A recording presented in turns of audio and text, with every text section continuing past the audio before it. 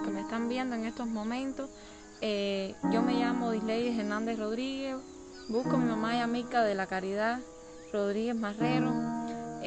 Mi mamá se fue en el 1999 para Italia con un hombre llamado Tiziano Ambrogio.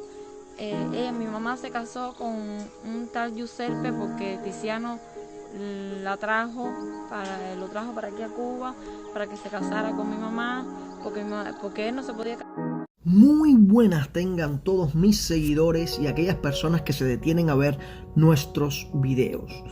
Hoy, como cada lunes, los muertos se desvelan para tratar de acercarnos a los motivos reales de su muerte, a esa Cuba que nadie te cuenta, a esa Cuba que nadie te muestra. Por eso hoy vamos a hablar del caso de Yamilka de la Caridad Marrero Rodríguez, una cubana que se fue para Italia hace más de 20 años y que su hija, al no tener jamás una sola comunicación con ella, pidió en las redes sociales que la ayudaran a encontrar o a saber qué había sido de su madre, quien la habría dejado por más de 20 años. El 18 de julio del 2019, Disleides Hernández Rodríguez pide a todo el mundo que vieran la foto que estaba compartiendo en Facebook y que la ayudaran a saber algo de este tipo y de su mamá. O sea, su mamá en la foto estaba con un señor italiano, que este señor se la había llevado para Italia hacía más de 20 años y más nunca habría tenido noticias de su mamá y él jamás habría dado la cara. Ella estaba pidiendo respuestas de lo que pasó con su madre y pedía desesperadamente ayuda. En ausencia de un familiar cercano, o sea, cualquier persona que pudiera dar alguna pista, un grupo de más de 1000 cubanos se movilizó en las redes por esos días y la viralidad del caso hizo posible que se conocieran detalles que hasta el momento eran un absoluto misterio. Con indagaciones por aquí y por allá, compartiendo las noticias en todos los grupos que se pudo y en los perfiles personales de la mayoría de las personas que vivían en Italia, llegó a los oídos de la hija desesperada que su madre se encontraba muerta en el cementerio del pueblo de Veroli. Esta cubana, cuya historia se ha hecho viral luego de que su hija saliera a pedir sus noticias, habría muerto hace muchísimos años y su muerte aún se encuentra detrás de un velo de misterio y mala gestión de la policía italiana. Una cubana que la conoció brevemente luego de la llegada de Yamilka a Italia dio a conocer detalles sobre el lugar donde ésta se hallaba, al parecer enterrada. Se llamó el cementerio de Veroli y un trabajador del mismo confirmó con una fotografía mediante la cual se puede ver que en letras muy rústicas el lugar donde yace enterrada alguien con el mismo nombre en la lápida, Yamilka de la Caridad. Sin embargo, como dije antes, el misterio de esta cubana desaparecida en Italia hace más de 2 décadas todavía rodea este triste caso. Todavía muchos se cuestionan si en verdad los restos que se hallan en la tumba encontrada pertenecen a Yamilka, ya que no tiene apellidos. Y aunque este detalle pudiera ser fácil de corroborar, más difícil aún será conocer la verdad de lo que pasó con Yamilka de la Caridad. Todo lo que se conoce es que un magistrado de Frosinone fue contactado por la embajada cubana en Italia en septiembre del 1999. Este prometió enviar el expediente del caso, pero jamás se llevó a cabo. Se certificó que Yamilka de la Caridad habría muerto por asfixia, o sea, por ahogamiento. Se contaba con testimonios de un posible suicidio, pero la labor perital, fotografías, autopsia, entrevistas a testigos y gente relacionada con ella, o sea, su esposo legal Giuseppe Merole, nunca apareció, y el esposo en función, Tiziano de Ambrogio, tampoco se puso en contacto con la familia de la occisa, más allá de una llamada a una vecina de la familia que vivía muy cerca de ella. Pero jamás ningún detalle de la muerte de Yamilka fue enviada a la embajada. Por si fuera poco, y para darle un giro más dramático a este caso, se supo también que Yamilka la noche del crimen, se había encontrado o se encontraba en un hotel. Que al día siguiente viajaría a Cuba. Aun cuando el dato pudiera ser impreciso por tratarse de una comunicación verbal que sostuvo la Oxisa con algún familiar o vecino, cabe la pregunta: luego de 6 meses separada de su familia, de su hija de apenas 3 años y además en estado de gestación porque estaba embarazada a la hora de su muerte, víspera de un viaje a su país natal, al día siguiente, ¿alguien se podría suicidar? Hay detalles muy poco claros en esta historia, que sucedió en un pequeñito pueblo en el interior del campo en Italia.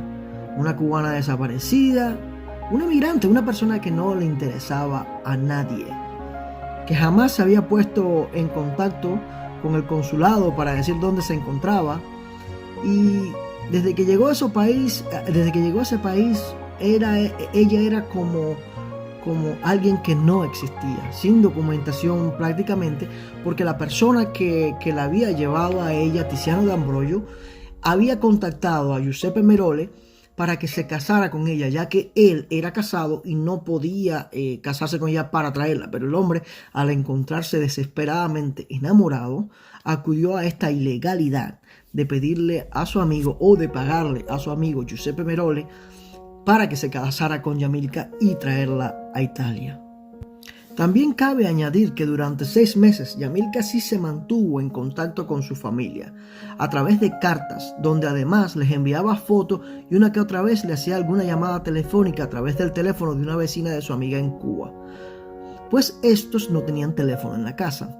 En la última carta recibida por la familia de Yamilka en Cuba, mencionaba estar bien, gorda, bien atendida por Tiziano, pero en el reverso del sobre de esa misma carta aparece una nota de la propia Yamilka donde dice que está embarazada y muy flaca, lo que contradice el texto de la carta. ¿Estaría Yamilka presionada para escribir el texto de esa carta? Es una duda que más que de una persona han dudado si sería este el punto sobre la I de este caso. La última llamada recibida en Cuba de Yamilka fue aproximadamente a los 6 meses de su salida, y la realizó a las 3 de la mañana, hora de Cuba, a casa de la vecina, donde siempre llamaba. Por el horario que era, a esta vecina le fue imposible avisarle a la familia para que atendiera la llamada. ¿Qué motivos habría tenido Yamilka para hacer una llamada a esta hora de la madrugada en Cuba? ¿Correría algún peligro o estaría desesperada? Tiempo después, el señor Tiziano D'Ambrogio llamó a Cuba para comunicar que Yamilka se había quitado la vida en la habitación de un hotel. Esta llamada la hizo a una vecina. Jamás habló directamente con la familia de Yamilka. Al trasladarle la vecina a la familia la noticia, su madre Zenaida y su hermano Joel trataron en vano de comunicarse con el señor Tiziano. Este jamás recibió una llamada de ellos. ¿Por qué Tiziano no llamó a la familia directamente? ¿Por qué jamás les ha vuelto a dar la cara o les recibió una sola llamada? Más adelante le hacen llegar a la familia, exactamente a Alberto, hermano de Zenaida y tío de Yamilka, una copia de un fax dirigido por la Embajada de Cuba en Italia al DACRE, o sea, la Dirección de Asuntos Consulares y cubanos residentes en el exterior, donde confirman haber recibido una llamada de la policía de Frosinone en Italia, confirmando haber encontrado el cadáver de Yamilka en un hotelucho de mala muerte en un campo en Italia. Esto lo pudieron corroborar por la llamada al juez que llevaba la instrucción, quien les confirmó un suicidio por ahorcamiento, aunque nunca se envió la documentación pertinente, a pesar de que la embajada así lo exigió. Otra cosa que sucedió fue la rapidez con que enterraron a Yamilka. El tío, Alberto, refiere que igualmente ya le informaron solamente cuando el cadáver ya se encontraba enterrado en un cementerio a 30 kilómetros de Roma. Información que no había sido posible corroborar hasta estos días. Este tío hizo todas las gestiones a su alcance para viajar a Italia, pero sin la ayuda de alguien que le diera una carta de invitación, como sabemos en aquel tiempo para un cubano era totalmente imposible. Hoy por hoy este caso está cerrado en Italia. Hoy por hoy el comisionado de Frosinone nos ha dejado con la herida abierta a una familia que esperaba muchísimo más muchísimas más respuestas, pero claro, al ser una inmigrante con los papeles, con algunas alteraciones, ¿por qué habría alguien de preocuparse de indagar más sobre el misterio que rodeaba la muerte de esta bella muchacha? Esto es uno de los típicos acontecimientos que nos pudieran suceder a nosotros los que emigramos, ya que no nos dan la importancia que se requiere en países que nos son ajenos. Hoy por hoy solo nos queda a muchos quedarnos con la duda y siempre cuestionar todo, cuestionar todas las cosas que se refieren a la impunidad que a veces tienen aquellas personas que nos ayudan a salir de Cuba. Esto es un misterio que aún le queda muchísimo por resolver, que los estaremos tratando de comunicarnos con las autoridades italianas para ver si podrían desclasificar, ya que el archivo tiene más de 20 años, los detalles sobre la muerte para traérselos a ustedes.